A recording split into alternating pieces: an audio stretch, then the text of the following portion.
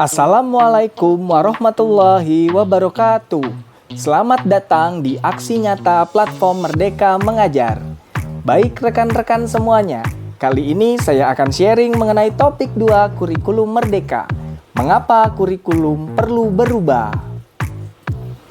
Rekan-rekan semuanya, yang saya lakukan sebagai aksi nyata pada topik 2 kurikulum merdeka adalah dengan menyebarkan pemahaman tentang kurikulum merdeka. Baik rekan-rekan semuanya, kita akan memulainya dari konsep kurikulum. Apa itu kurikulum? Pengertian kurikulum tercantum dalam Undang-Undang Nomor 20 Tahun 2023 tentang Sistem Pendidikan Nasional.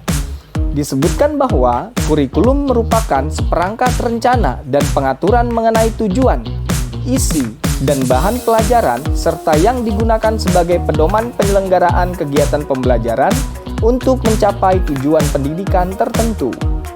Kemudian, bagaimana kurikulum yang baik itu? Kurikulum yang baik adalah kurikulum yang sesuai dengan zaman dan bersifat dinamis, yaitu terus dikembangkan atau diadaptasi sesuai dengan konteks dan karakteristik murid demi membangun kompetensi yang sesuai dengan kebutuhan mereka di masa kini dan di masa depan. Rekan-rekan semuanya, lalu apa fungsi kurikulum itu? Kurikulum merupakan alat untuk mencapai tujuan pendidikan nasional. Kemudian, kurikulum juga merupakan pedoman bagi guru dan murid agar terlaksana proses pembelajaran yang baik dalam rangka mencapai tujuan pendidikan. Selanjutnya, mengapa kurikulum itu perlu berubah? Yang pertama, agar relevan dengan perkembangan zaman. Kemudian, agar dapat memenuhi kebutuhan belajar murid. Berikutnya, agar dapat menyiapkan generasi cemerlang di masa depan. Baik rekan-rekan semuanya, seperti yang kita ketahui bahwa perubahan kurikulum sudah sering terjadi dan bukan satu hal yang baru. Berikut adalah perubahan kurikulum di Indonesia di 16 tahun terakhir. Yang pertama ada kurikulum KBK di tahun 2004. Selanjutnya kurikulum KTSP di tahun 2006. Dan di tahun 2013 dengan kurikulum 2013. Kemudian pada tahun 2017 dengan kurikulum revisi dan di tahun 2020 kemarin dengan kurikulum merdeka sampai hari ini.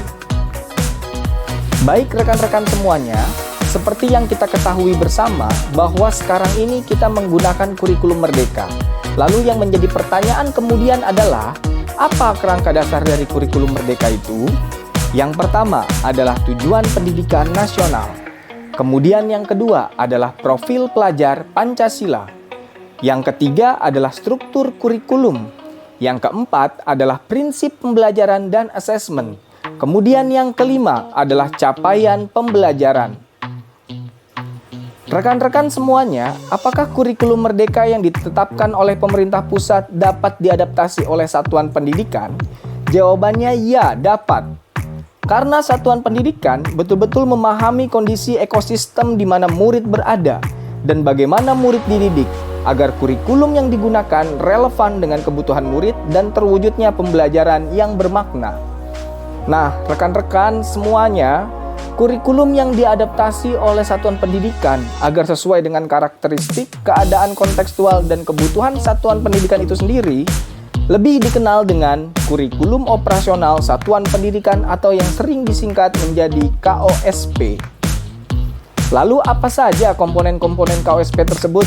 Yang pertama adalah karakteristik satuan pendidikan. Yang kedua adalah visi, misi, dan tujuan. Yang ketiga adalah perencanaan pembelajaran menyangkut ATP atau alur tujuan pembelajaran, asesmen, modul ajar, media ajar, dan program prioritas satuan pendidikan. Yang keempat adalah pengorganisasian pembelajaran, dan yang kelima adalah sistem pendampingan, evaluasi, dan pengembangan profesional. Selanjutnya, apa saja prinsip pengembangan KOSP tersebut? Yang pertama ada berpusat pada murid. Kedua, kontekstual. Dan yang ketiga, esensial. Yang keempat adalah akuntabel. Serta yang kelima adalah melibatkan berbagai pemangku kepentingan. Rekan-rekan semuanya, perlu kita ketahui mengapa satuan pendidikan menggunakan KOSP. Karena dokumen KOSP merupakan dokumen yang dinamis, mengikuti perubahan dan kebutuhan satuan pendidikan. Baik rekan-rekan semuanya, demikian aksi nyata dari saya. Jika rekan-rekan berkenan, silakan mengisi form umpan balik melalui link berikut ini. Semoga penjelasan saya mudah dipahami dan bermanfaat. Untuk link umpan baliknya saya cantumkan pada kolom deskripsi ya. Wassalamualaikum warahmatullahi wabarakatuh.